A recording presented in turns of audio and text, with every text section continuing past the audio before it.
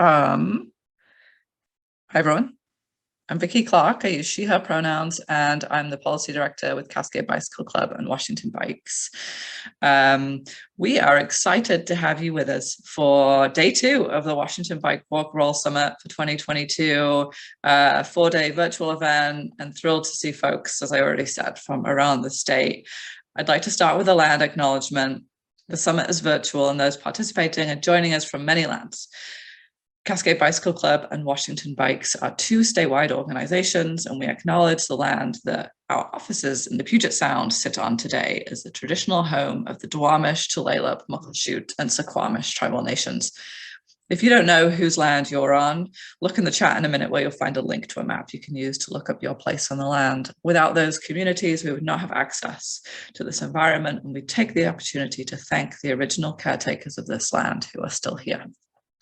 So I want to note that we are recording this session along with all the others, and they will be available following the summit. Real quick, the summit is hosted by Cascade Bicycle Club and Washington Bikes, 2 sister statewide organizations with a shared vision of a safe and healthy future where bicycles bring people together, eliminate inequity, and create thriving communities.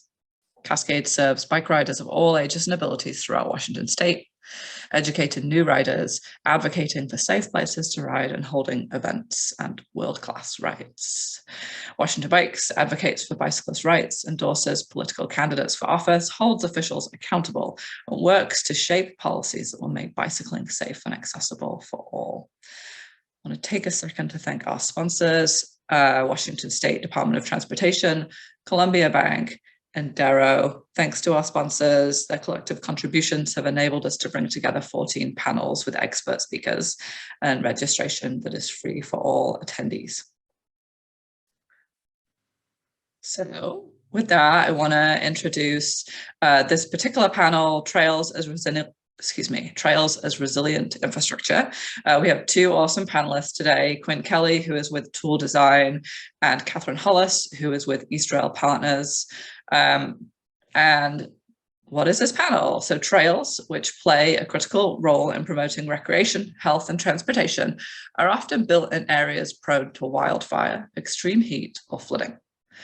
FHWA's new guidebooks on trails as resilient infrastructure will explore how trails can also be a part of the climate solution, managing stormwater, providing access to emergency responders, and helping communities reduce emissions. We'll discuss what it takes to plan, design, and manage trails for climate resilience. Just a note on the format. So we are going to allow 10 to 15 minutes for Q&A, depending on how many questions you have for our awesome speakers. I want to encourage you all to be posting your questions in the chat as they come to you. We'll assemble them and ask them at the end of the presentation together. And then there'll be a Google form at the end for your feedback, again, posted in the chat. So keep an eye on the chat. And with that, I'm going to stop sharing my screen and hand over to our first speaker, Quinn Kelly. Over to you, Quinn.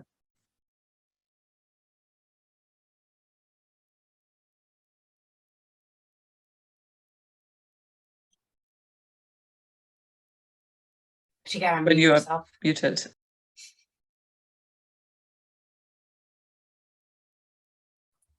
Sorry, I lost my meeting controls on my mini Windows. Yeah, thank you, Vicky, and everyone who helped put this together, and thank you all for being here. I'm really happy to be a part of this this summit. I think Vicky really did a great job of introducing our session already, but yeah, basically, big pictures, yeah, we're just going to be talking about how trails can be planned, designed, and managed to prepare for climate change, and how trails can be part of the climate solution. So, as Vicky mentioned, I'm joined today by Catherine Hollis of East Rail Partners. And Catherine, you want to quickly introduce your work and your organization? Yeah, thanks. Likewise, I'm really excited to be here today, and just appreciate folks who are zooming in to learn a little bit about what we're talking about today.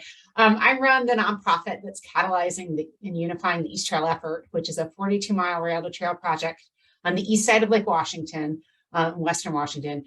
So the trail is a rail to trail that runs from Renton eventually into Snohomish County. So it's connecting 6 communities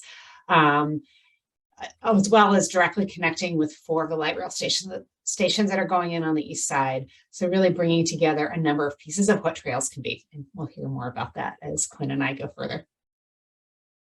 Great, yeah, and again, as Vicki introduced, my name is Quinn Kelly. I'm a planner with Tool Design, and my work really focuses on making our transportation system more equitable and environmentally sound through planning, policy, and design.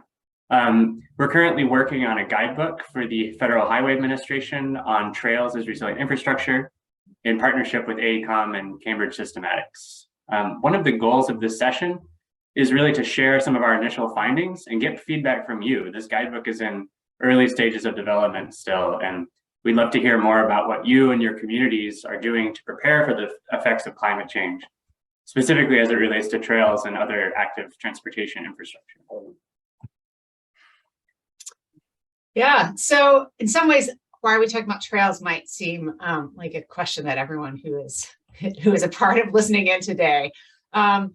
But we really want to focus on a few pieces of why trails are important, and how they fit into both how you can build resilient trails, which is what Quinn's really going to be diving in on, and sort of how trails can be part of our climate solutions within Washington State and nationally, and hopefully internationally as well. So why trails? Definitely that sort of the mental and physical health, recreation and exercise. We know those pieces, as well as sort of green space and what that means for conservation. We'll also talk later about sort of trails' role in reducing carbon emissions as transit infrastructure. We'll also talk today about sort of how trails are about connecting communities, and how they can really be a part of equitable solutions. So growth in outdoor recreation. I'm sure if I could see folks raising hands, and if I were to ask sort of, how did you see trails being used in your area change in 2020? I think, or did you see it increase? We'd get a lot of hands raised. There was already significant trail use and desire around outdoor recreation, close to home options, pre-2020. And when the pandemic hit, we saw use of our trails grow that much more. And while sort of that initial boom has calmed down, it hasn't really slowed down. So, whether it's Washington State or even larger than that, people want to be outside, moving in nature, and have space to do that safely. We also know that exercise and time in nature is proven for mental health outcomes, positive mental health outcomes. So it's one of the really important pieces as we think about trails as part of sustainable solutions, both for climate and for sort of communities. Having these spaces that connect to nature and connect to moving our bodies really have so many different benefits. I also wanted to flag here in King County. So the East Trail runs through King County and then into Snohomish County. But in King County, the county worked with a number of nonprofits on sort of a parks needs assessment and equity within that. And really one of the things that was top of line with that was people value parks and want to be able to be safe and welcoming for their communities, want the parks or park space, trail space to be safe and welcoming. So we think about equitable access with trails. So a direct quote from that King County needs assessment was, access to nature and the opportunity to safely experience open space and nearby public lands is a fundamental right everyone should enjoy. So that's something that we've really thought about with the East Trail effort. And when I say the East Trail effort, I'm talking about the 8 governmental entities that are involved in the trail, us as a nonprofit and other nonprofit partners like Cascade Bike Clubs and others. Things that we've been working on specifically with the East Trail is building relationships with community groups.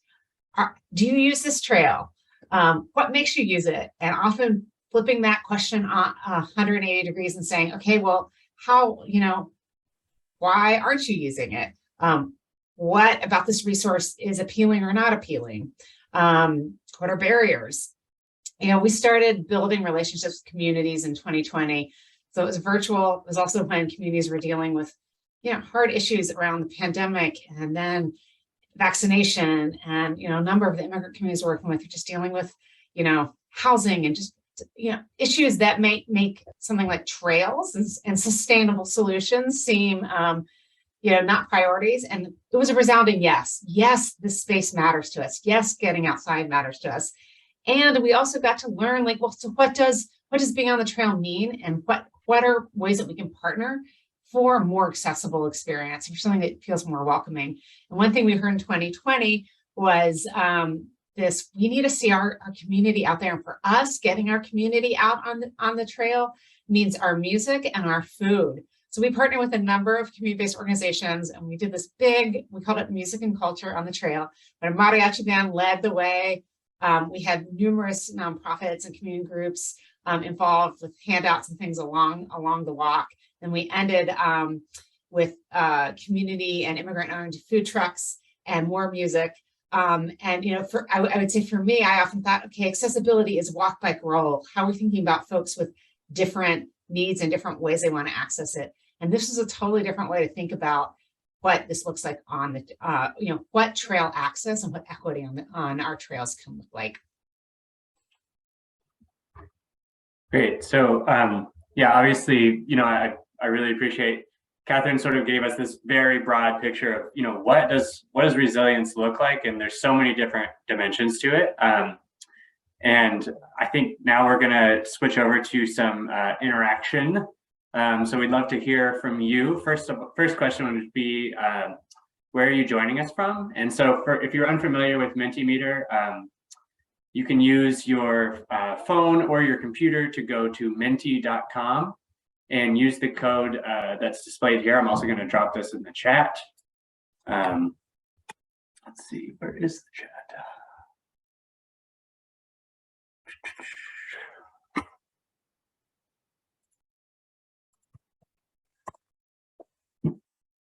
And if you go to that site and put in that code, you should be able to respond to this question.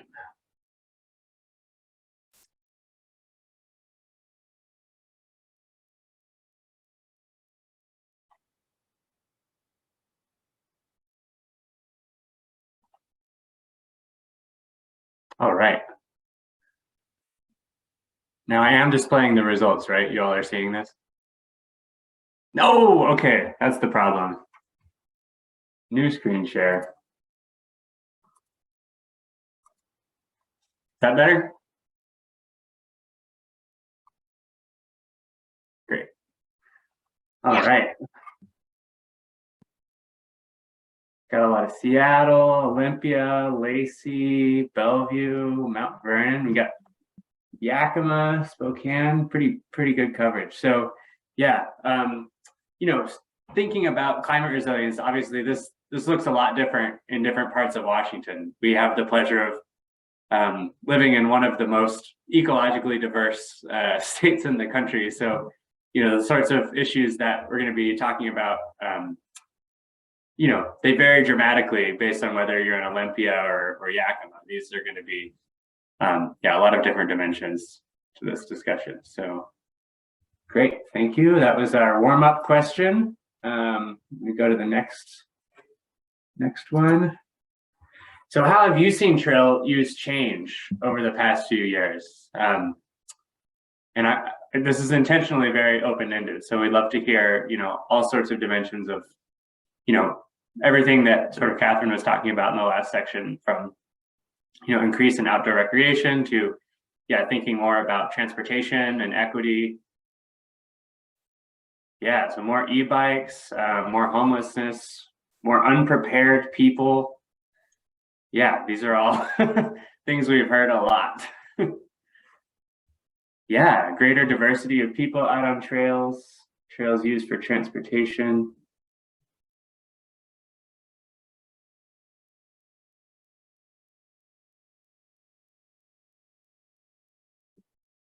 Catherine, I don't know if you want to speak to any of these in terms of what.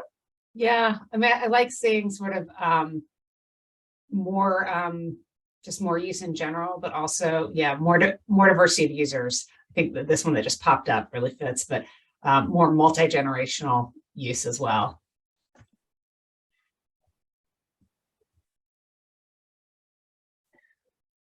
Yeah, so obviously, thinking about climate resilience, we're going to get more into this later, but it's obviously amazing to get all these folks out there using the trails, and it creates a lot of a lot of justification to keep kind of expanding our trail network and, connecting to more communities, but it also comes with its own challenges. And so we're going to be talking about more of those later on in the presentation.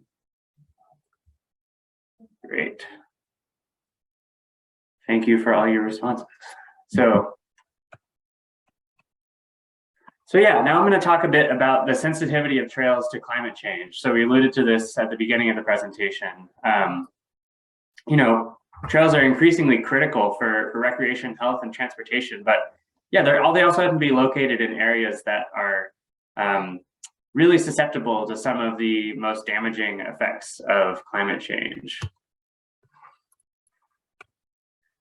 So wildfires, you can't live in the American West without noticing the increase in wildfires over the last few decades.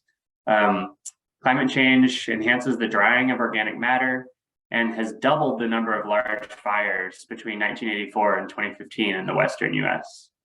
Washington State, as you can see, has one of the largest increases in burned land. Many trails, particularly in places like Eastern Washington, are located in areas that are prone to wildfires.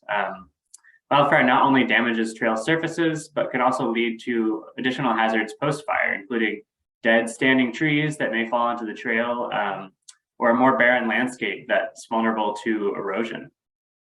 And this can have major water quality implications, especially when we start to think about fish-bearing streams and other water quality issues. Extreme heat has also emerged as a threat to trails. So like when we talk about the heat wave in 2021, it resulted in 100 heat-related deaths throughout the state. These events are projected to become more common with climate change. They present a safety risk to trail users and can also result in damage to trail surfaces, particularly asphalt. Here you can see an example of what extreme heat can actually do to asphalt surfaces. Climate change also is going to result in more regular coastal flooding. So this map shows projections for, or this graph rather, shows projections for Friday Harbor. Coastal areas like Friday Harbor can expect much more regular coastal flooding within the next few decades.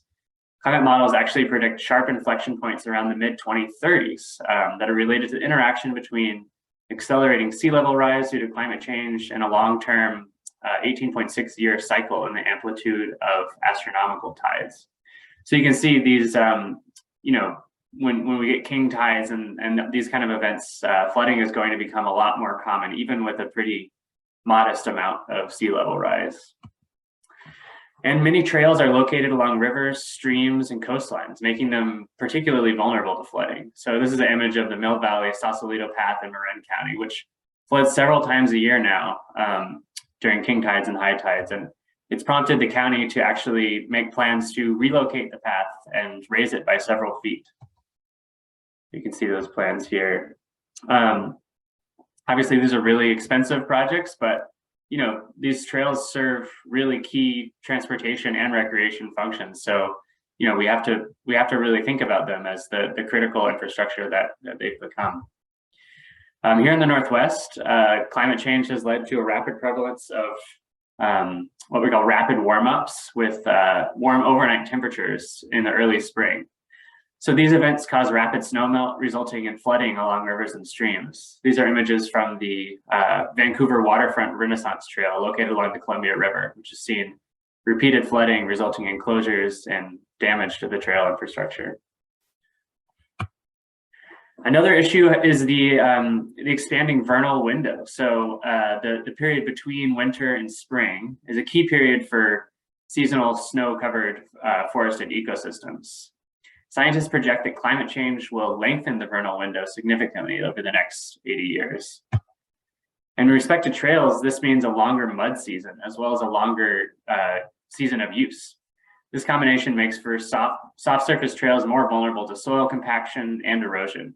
Soil compaction reduces the ability for vegetation to grow and for the ground to absorb water, causing additional flooding potential and erosion.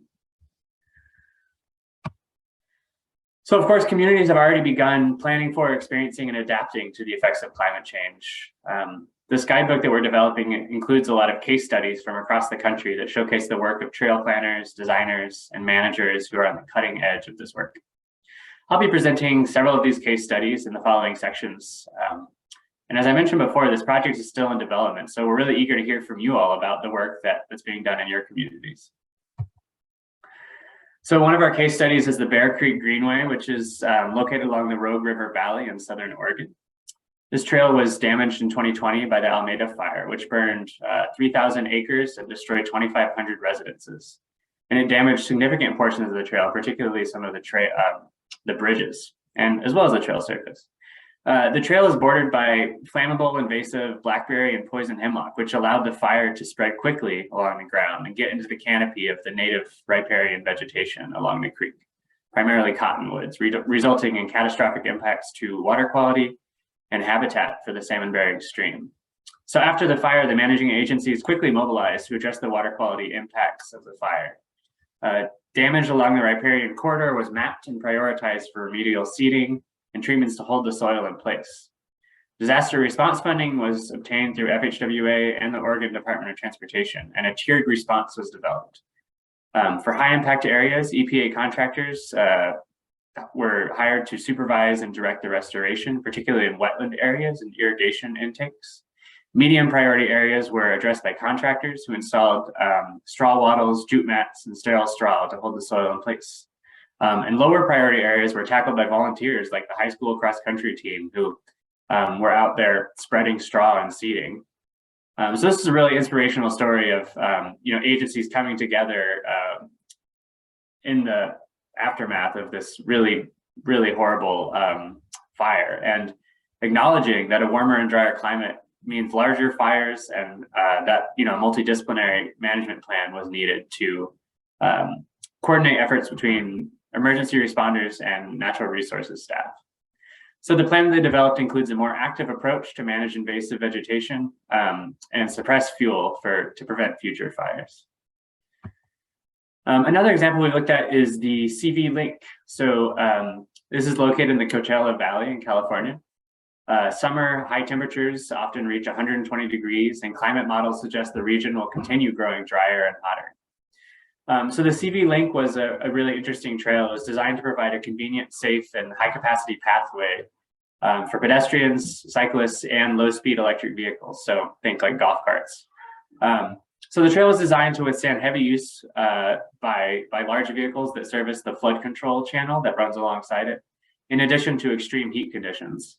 So one design feature here is that the primary trail surface is actually 8-inch thick concrete, which is 14 feet wide. Unlike asphalt, which becomes brittle in the hot climate without regular automobile traffic, concrete provides a more stable surface over time. You'll also see these shade structures, which are located every 1 to 2 miles and accompanied by water fountains wherever feasible. And these structures are angled and located to provide shade on the path in the late afternoons of summer when the heat is most intense. Another one of our case studies was the City of Houston, the Houston Bayous Greenways. So City of Houston, between 2015 and 2020, experienced 6 major flooding events, including Hurricane Harvey, which is one of the most damaging natural disasters in US history. So flood events that were believed to have less than a 2% chance of occurring in a given year have occurred annually. Impacts of the flooding events have been exacerbated further by the Houston region's rapid urbanization. So in response to these issues, the City of Houston invested extensively in preparing for the impacts of climate change, including flooding, tropical storms, and extreme heat. Houston's 22 bayous, which weave through the region on their way to the Galveston Bay, are a defining feature of the city's landscape. And as part of their integrated approach to managing the bayous, they're doing buyouts to remove structures from the floodway, expanding stormwater detention and infiltration, and developing trails that provide recreation, transportation, and community health benefits. So obviously these trails have to be designed to be flooded repeatedly. So they've moved from asphalt to concrete trail construction, which in addition to being able to withstand extreme heat is also better to withstand the shrinking and swelling of soils from flood events. These trails are built with an 18 to 36 inch turn downs on the edges of the trail. That's what you're seeing on this diagram. And that basically prevents the trails from being washed out from from flooding events. And they've done a lot of hydrological modeling, and these things have proven themselves to be, they can be underwater for days without sustaining severe damage. So in addition to hardscaping tactics, landscaping plays a huge role in flood mitigation. So planting along the greenways includes native grasses with deeper root systems that help prevent erosion. All right, so switching back to Mentimeter, we have another question for you all. So what has your community done to make trails or other infrastructure more resilient to climate impacts? And what do you hope to do?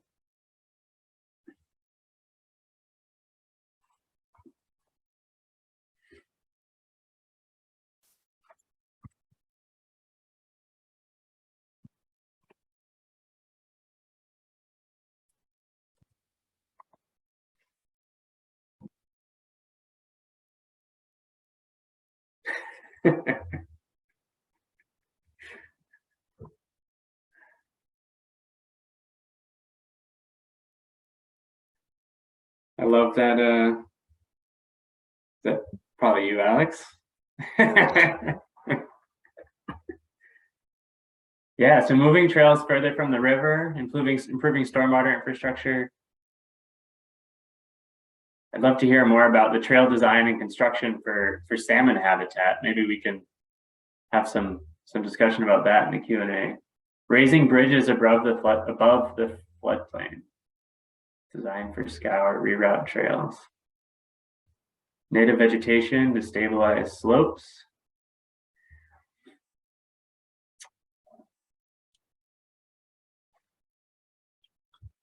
Barely anything, which is where I think, most communities is probably where it is. We don't have trails, and if we do, there isn't, how are we starting to think about that kind of planning? Yeah. Yeah, I think one sort of alarming finding from doing the background research for this guidebook is the shockingly small amount of resources currently available for thinking about climate adaptation in the context of infrastructure. But yeah, these are all really interesting.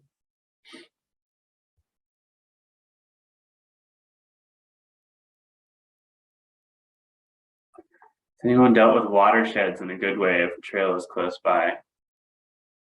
Yeah, this is definitely a tough issue. So yeah, trails can be pretty disruptive to vegetation, and that can cause erosion issues and water quality issues. But if designed correctly, you can really, trails can help handle some of the the stormwater runoff and actually filter that runoff and provide some water quality improvements. But it's tricky for sure. Oh, I love that. A 3-mile shared use path that would offer an alternative path out of our peninsula in the event of tsunami. Yeah, so I haven't talked a ton about this, but this guidebook is also focused on emergency response in the context of climate-related disasters. Well, we've got a couple questions around watersheds, trails close by, and pervious trails. I can give one quick example of a connector trail that we're building from the East Trail in northern Bellevue to the 520 corridor. And I think initial plans for that it's a connecting ramp. So there's a pretty big 20 plus feet of difference between where the 520 trail corridor is in the East Trail. And I think initial thoughts were it would be, a cement ramp that would go down with a cement wall on the side for retaining. And what we've actually come up with is we're using sort of more traditional, almost the kind of decking you might see in like a marine environment, like, if you're going to a water taxi or something like that. So water, and it'll be on pilings. So it's still wide enough.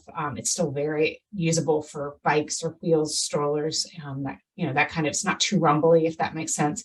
But there is sort of an old beaver pond and there's wetlands right there. And so that's one of the ways sort of this small ramp project in between two regional trails is helping mitigate sort of that watershed, the wetlands that are right there. Yeah, I think pervious surfaces have been a really tricky one. We've delved into that a little bit in our research and our interviews to trail designers and managers. I think it's a great idea, but there's definitely some challenges with regards to maintenance, because technically a lot of these surfaces, have to be, technically they have to be like vacuumed so they maintain their efficacy over time. And this can really be a challenge, a maintenance challenge, but definitely something to look more into with this guidebook. So I appreciate you raising that. Okay, I'm gonna go to our next question. So yeah, what guidelines or information would help you better plan for the impacts of climate change? So this can be data, it can be guidelines or design guidance. It could be very open-ended, but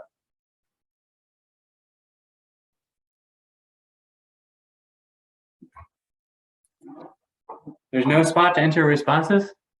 Not on that one. It just says to submit. No. So maybe folks want to put it in the Zoom chat. Okay. Sorry about that. We can do our best to manage the chat feature.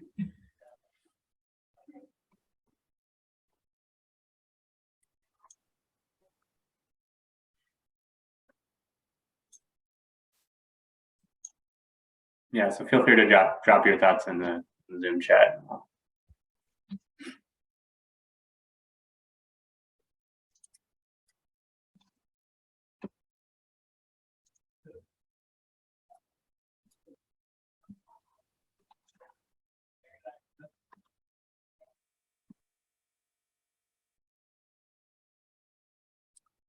Am I not seeing anything, or are folks just still thinking?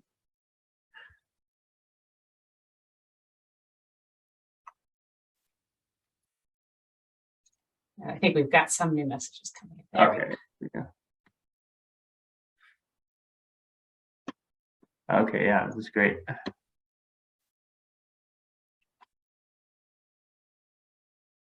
Yeah.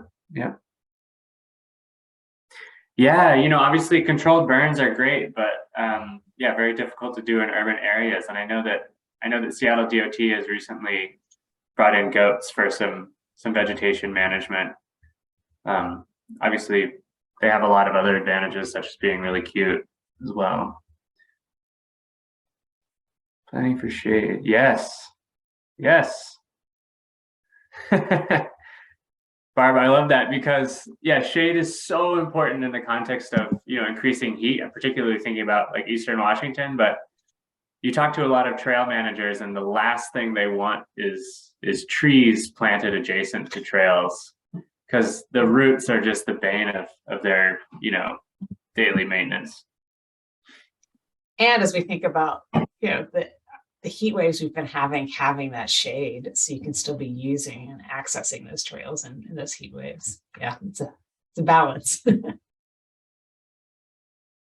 Oh, root barrier, yes, root barriers. Yeah, we are definitely going to be talking about root barriers.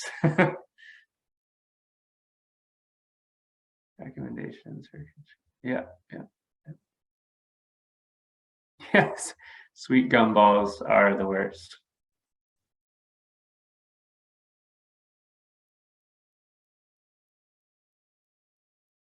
Yes, planning for evacuation inclusive of people with disabilities who don't drive. Great. These are really, I appreciate all of this. Okay.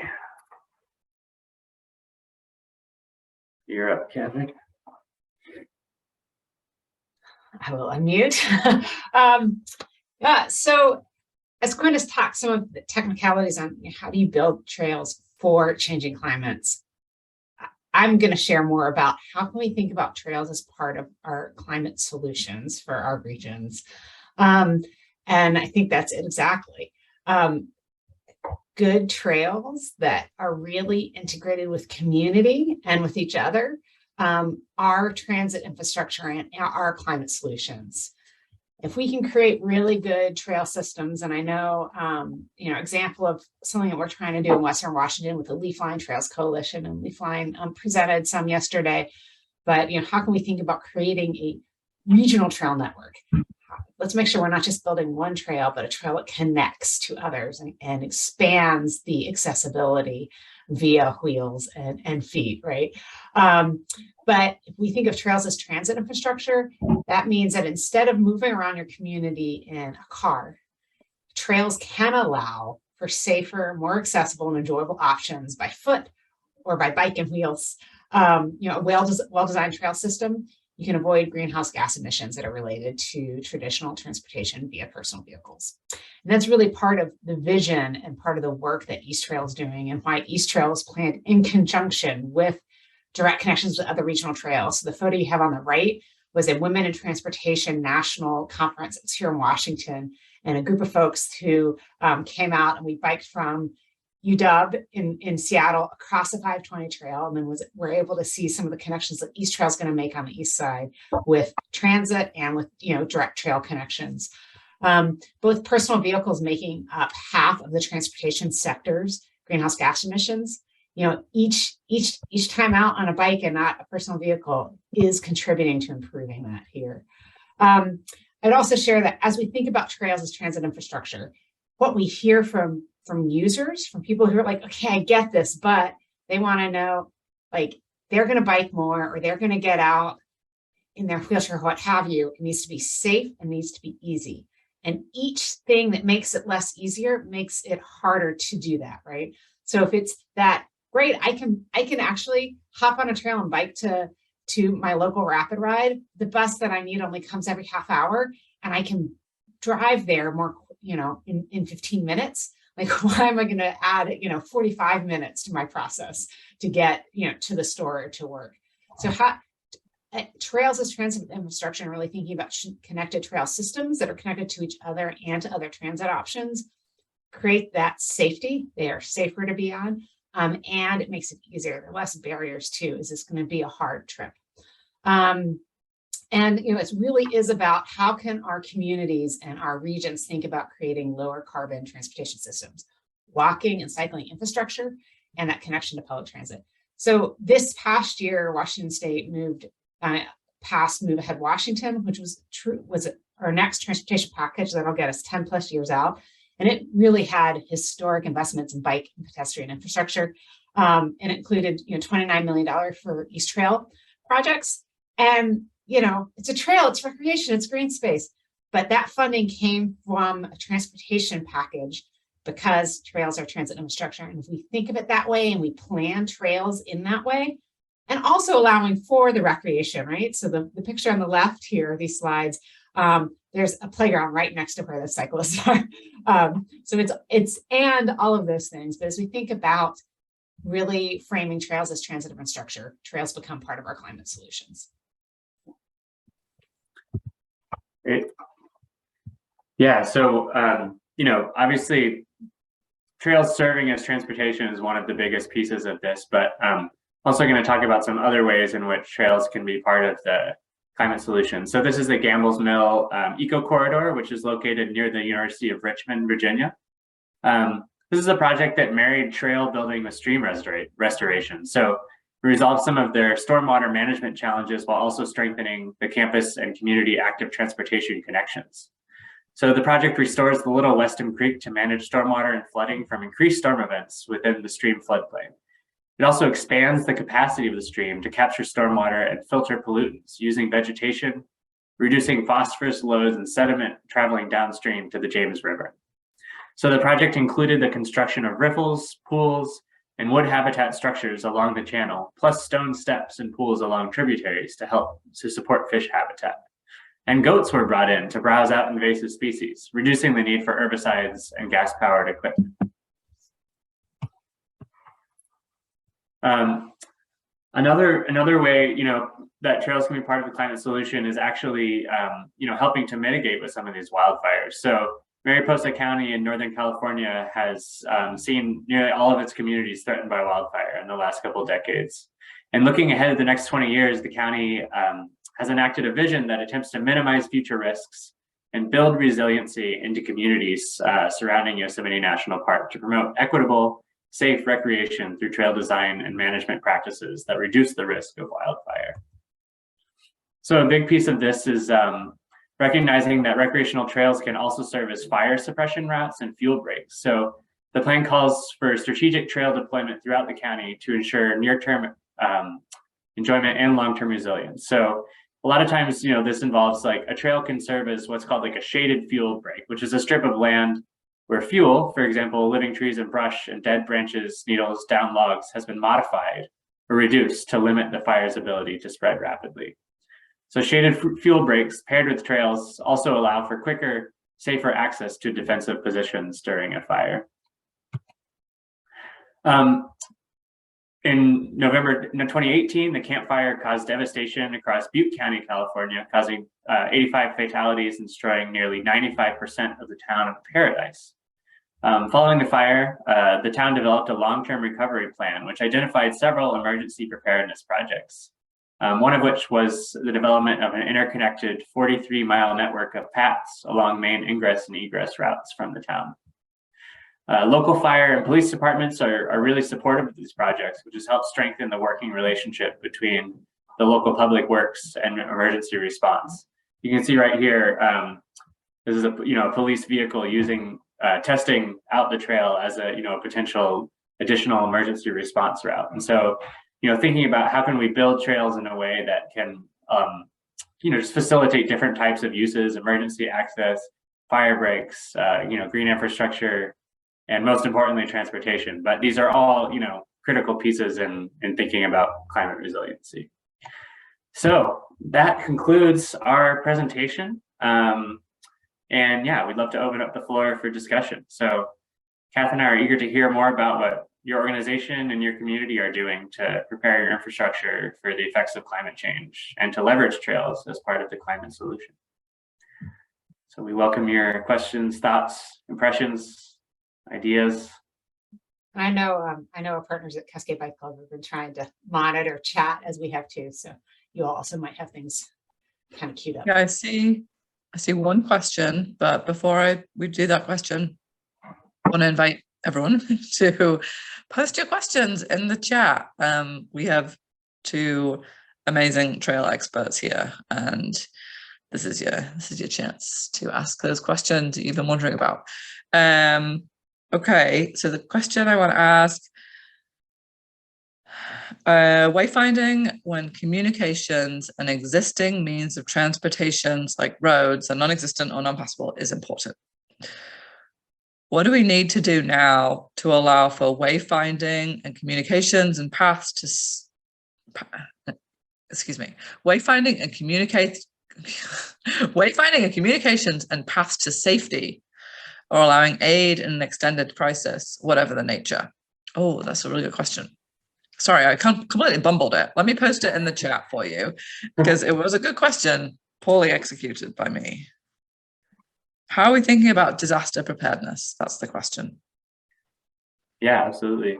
So a lot of agencies are doing some really creative things on this front, including, so for example, the city of Houston that I talked about, or the Houston Parks Board that manages the bayous greenways, they've been installing these metal discs in the trail surface itself, very durable, very resilient to any sort of disaster. And they provide your location on the trail, and they have a code that you can provide to the emergency dispatchers. And each one of those codes is associated with, the dispatchers know the best possible route to get emergency responders to that location. And that again involves a lot of coordination between some departments that maybe aren't used to working together necessarily, but they've been able to really improve the emergency response times along the trail. I think wayfinding has so many benefits along trails, and I think it's important to think about sort of creative approaches to wayfinding that don't create a lot of additional maintenance burden, but like you said, can also help orient folks on a day-to-day basis, as well as in an emergency situation. So that's a great question, and one I want to think about more. Well, and I feel like that's one piece, right? Getting people to safety if they're on trails, but then also thinking about like, oh, how is this trail also, how can it be used in an earthquake, for example? And maybe the trail will be damaged in an earthquake too, in this fantasy earthquake in my head, where other infrastructure is failing. It's like resiliency in a whole different way, right? Definitely. And I know that the city of Portland is working on an emergency response plan that incorporates evacuation for people walking and people on bikes as well. And I know that, you know, they've begun thinking about, yeah, how do you design those emergency evacuation routes that are not automobile oriented? So keeping on that, this kind of thread, how are you engaging with emergency management folks in development of the guidebook, and are they responsive to including active transportation in their planning? Yeah. Yeah, that's a great question. So we are working with AECOM on this project, and they are the task leads for the emergency response piece of this guidebook. But I have had the chance to have a couple of interviews with folks working in emergency management. Someone in DC who was talking about how they have started to incorporate trails into their emergency response planning.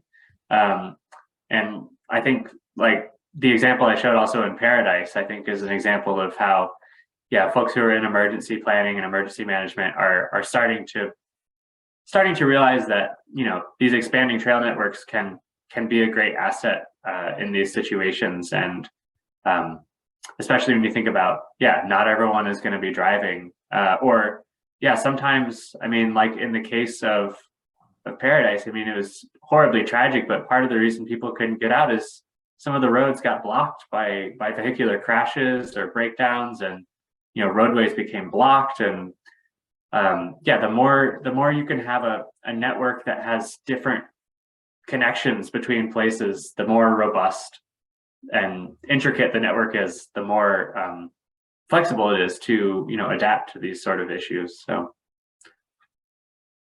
And the more interconnected it is, the more likely folks are going to be using it for multiple uses, right? So whether it's emergency or day in, day out, like that gets back to that connected communities for all those reasons. Yeah. I love this next question. Let me find it. What lessons can we learn from the disaster relief trials for trail design, e.g. cargo bike friendly? For those of you who are not familiar with the disaster relief trials, I will post a link in the chat, but essentially it's getting groups of folks together, thinking about how we, and planning for how we use bikes in an emergency. I didn't do that justice. That is very cool, and I am not familiar with that, and I would love to learn more about that. So I will check out that link. Vicky, you might have to answer that one.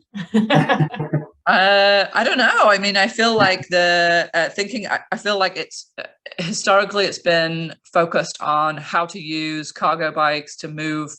It's been about the bike. It's been about centered on the bike versus centered on the infrastructure, I believe. And so I think again, it's thinking through like, oh, what are those like trail corridors that could be used in a disaster? Oh, Bob posted another great resource in the chat about the disaster relief trials. Okay.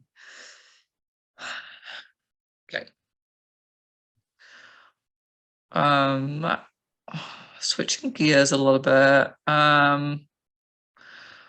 Is there any federal funding inside the this is niche. Is there any federal funding inside the Defense Department dedicated to emergency response using trails as a way to access the military base? This is thinking about different partners and working with the Department of Defense in communities such as in Kitsap. There's a huge military presence, right? And so how can they be a partner here? Do you have any experience around that, Quinn, with your work around the country? No, not yet. But as Alex Warner alluded to, we're going to be working on an active transportation plan for Oak Harbor, and that is a great thought. And I would love to dig into that. That has not been on our radar. So. Okay, I love this one. How can a built-out city develop a resilient trail system? Can they use city parks, right-of-way, easements? How do we get creative when we have a built-out city? Great question. And I can take sort of a first stab at that. It's great if there's a rail line that's no longer in use. But I think we've got learnings from the trails that are going in on the east side of Lake Washington beyond just that. And I think all the examples in that question, right of way, city parks, easements, like how does this happen? And I think the answer is all of the above. That also makes it really complicated. And in part is why the East Trail effort decided there needed to be a non-governmental entity. There sort of there needed to be a unifying organization that could really help fill in the gaps with all the different governmental entities that were involved in the East Trail effort. But city parks are, and parks departments, they are focused on that user experience, and so have some of those skills. But I also think it has to do with city, county, all levels of government in an area too, thinking about how can we incentivize this. So it's also about how do we help developers think about what trail infrastructure would mean for the multi-use building they're building, or for the office building, right? That they might be responsible for. So I think it's I think the question is sort of with all the questions within the question are sort of the answers. Is that you've got to leverage all those things in an already developed space. But we do have great examples here in Washington State and across the country of sort of how we're thinking about that, or how folks are thinking about that. The Atlanta Beltline is another great example. Granted, that also a lot of that is on former rail corridor. But how do we think about the entities that need to be involved and why? And it's probably folks and different entities coming to a table that haven't really been in that same space before. That if city councils aren't thinking about this in terms of land use and zoning, then there's not going to be those incentives for developers to be thinking about incorporating trail and public space into their work. And vice versa. Like, how do you help incentivize developers to be thinking about trails and housing and transit all together? And so I think in that build out city environment, all the pieces that are whatever makes a city functioning or not as functioning as maybe folks would like, need to be able to come together in that planning. Definitely. Yeah, I'm seeing Liz's question too about having issues with folks driving on trails. Yeah, this is a really interesting one. So, we've heard from a lot of trail managers and designers that folks are shying away from bollards for very good reason, because there are some serious safety issues with bollards, and also from an emergency access perspective, it's not not a great solution. One strategy we're seeing is we're recommending rather is a very wide planted median where the trail meets a road, for example, that's wider than would be feasible to drive over in like a passenger vehicle, but not too wide for an emergency access vehicle. So that can be a good design strategy for mitigating, folks driving onto the trails without necessarily slowing down emergency responders. I'm happy to talk more about that. Well, I guess kind of layering onto that, how do you manage, like, okay, so there is an emergency vehicle on the trail. What are the interactions with people using the trail, and how do you even manage that when it needs to happen? Well, it certainly points to the need for good, for managing the shoulders of the trail, right? You need to have space for folks to be able to get out of the way without falling down a steep slope or something. So yeah, there's definitely the design side of that. I don't know if you have anything to add, Catherine. No, not really. Okay, another question. This is so good. We're getting all these questions answered rapid fire. Okay, one of the challenges for people who must rely on non-motorized transportation in Eastern Washington is the summer heat. This person says, I like the idea of covered rest areas along pathways with water fountains. Are there minimum safety requirements, or I would add any kind of standards here for paths and trails with these amenities? in either urbanized areas or even in non-urbanized areas? Like, do standards exist here? We haven't come across anything so far. I think, that's the kind of thing that we're hoping to, provide some beginning of baseline guidance on as part of this guidebook. I think, there's, organizations like the Coachella Valley Area Government Association of Governments with the CV link have laid down a really inspiring standard to try to reach. They did a great job leveraging different sources of funding to provide those amenities at regular intervals, and certainly, they face some really extreme heat down there. So I think that's a good example to follow. But yeah, I haven't seen anything in terms of minimum standards for that.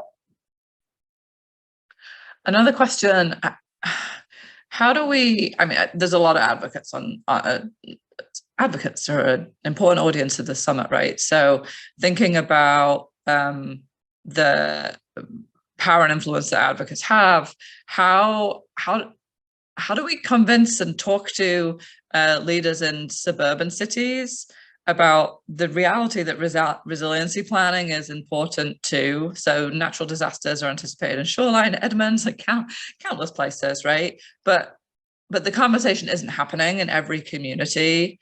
What can advocates do?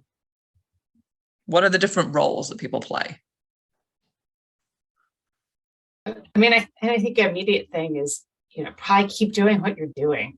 So my guess is if you're making this up in your communities, continue to be that squeaky wheel that sometimes it's just saying it again, showing up those public meetings, sharing perspective in the right forums. And that, advocacy, unfortunately, it takes time. But if you've got that squeaky wheel of a voice, or if you're bringing, those specific examples, like, I believe, or I'm hopeful that one of the things that we're seeing with the climate crisis is, we're seeing heat in our region like we've never seen before. But I feel like I'm hopeful that because we're seeing it more and more, it's getting to the point that hopefully folks can't ignore it as much. So I know that might not be a great answer, but I would say if you're already advocating, like keep doing it, and also have those examples and those stories that illustrate your point. That's what really, as it's sort of an individual or a group, having those things that really bring the issue to life can really make a difference when you're trying to connect with lawmakers. I think that's great, and I think also the work that Tool is doing, right, that when the FHWA guidebook is available, it's like, oh, there's a guidebook here. Like, this is so important and so relevant that there are tools. Like, people are talking about this, and it's not just in the never. So last question to round us out is, when will the FHWA guidebook be available? Great question, Quinn. Yeah, it should be available, I believe, next year, so 2023. We're going to be, we're wrapping up the development, I think, around the end of this year. And then, well, sometimes on the federal level, things move at their own speed, but I believe sometime next year it'll be available. Great. Well, thank you. I want to thank you both, awesome panelists, Catherine and Quinn. I want to thank all of our folks on the other side of the screen participating and asking questions and engaging. This is such an important topic and just becoming more and more so, right? And so thank you all for being here. The next, some housekeeping.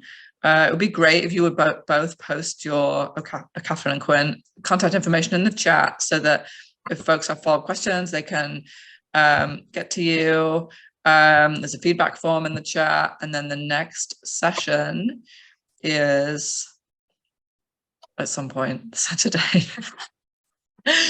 is going to get posted in the chat too, because I don't have that information at my fingertips. Oh, here we go. Comprehensive planning to reduce sprawl. Important. 12:30. Thank you so much. Bye-bye. Thank you all. Thanks, everyone. It's good to be here.